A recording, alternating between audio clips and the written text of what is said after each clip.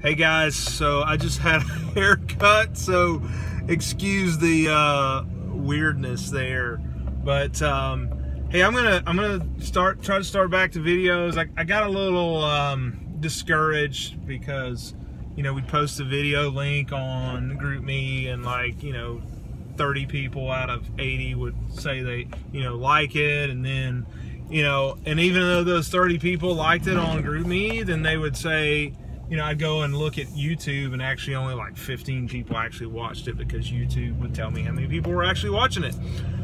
But, for those of you that like this and want this, then I'm going to continue to do it. So, I'm do it while I'm driving. That's actually works out best for me. I got a couple notes. So, I just, we kind of got a theme going into 2019, and I'm calling that theme Raising the Bar in 2019. So, so that's a big thing. You could probably hear that a little bit more.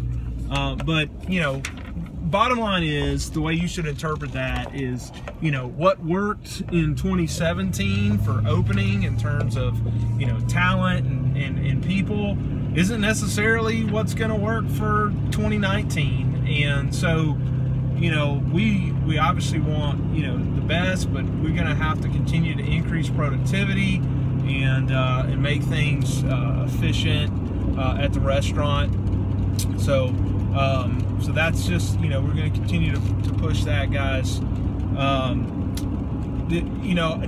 Going forward, I'm going to get some input from the other team captains and basically just say, hey, what do you want me to say on this weekly call? So I'll have, some stuff from each area of the business. But for now, I'm not going to go into each area of the business. I will say this, just very, very impressed with the whole team working together for all the stuff around catering and marketing events. Not just the catering and marketing team, but I've just noticed everybody's working together to make those things happen. So thank you for that. You guys are doing an amazing job. Orders are getting out on time.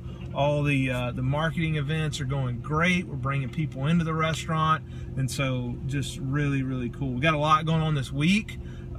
Make sure that you look at the calendar and the events list. So I'm not going to go into all that detail this week, but I do want to just to take a moment to just share something that I shared with a few of the leaders coming back from, or the folks that went to Leader Launch last week.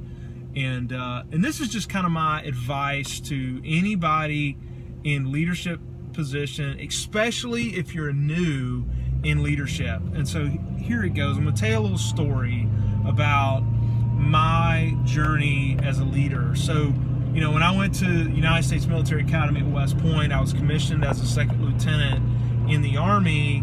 And, as a second lieutenant, as an officer, all enlisted soldiers or non-commissioned officers have to call me sir. Had to call me sir.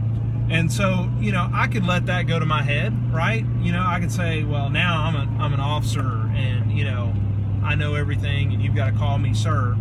Well, but the reality is that, here I am, a brand new butter bar second lieutenant, and honestly, I'm walking into a situation where every single person in my entire platoon of 30+ men have more experience than me, especially my platoon sergeant. So I find out I'm getting assigned to 1st Platoon Alpha Company, 1st of the 327th Infantry Regiment, 101st Airborne Division at Fort Campbell, Kentucky. That's a lot. That's a mouthful. Bottom line is, I'm in an infantry unit, and there's a lot of studs in an infantry unit. So I find out that my platoon sergeant is what we call triple canopy. All right, so my video got cut off there. I got a phone call, but so yeah, there I am. I'm brand new second lieutenant, and my platoon sergeant is triple canopy, airborne, ranger, and special forces. And I'm an airborne ranger, but I'm not in special forces. And this guy, they called him, his nickname was Big A. His last name was Anderson, Sergeant Anderson. and they called him Big A. Well, I found out, you know, that this was not like, you know, somebody that's really short and small and they call him big kind of situation. This guy was really big. He was like 6'5" and 300+ pounds of solid muscle. And I mean, he was a beast. And I walk in to introduce myself, and here I am, you know, right out of Ranger School. I lost 40 pounds in Ranger School, so I'm kind of this little pipsqueak guy. And I walk in, and I look up, and I introduce myself, and in the moment, like, I really didn't know what I was gonna say, but in that moment, by the grace of God, you know, I just looked at him, and I said, Sergeant Anderson, my name's Lieutenant Thomas, and I don't have a clue what I'm doing.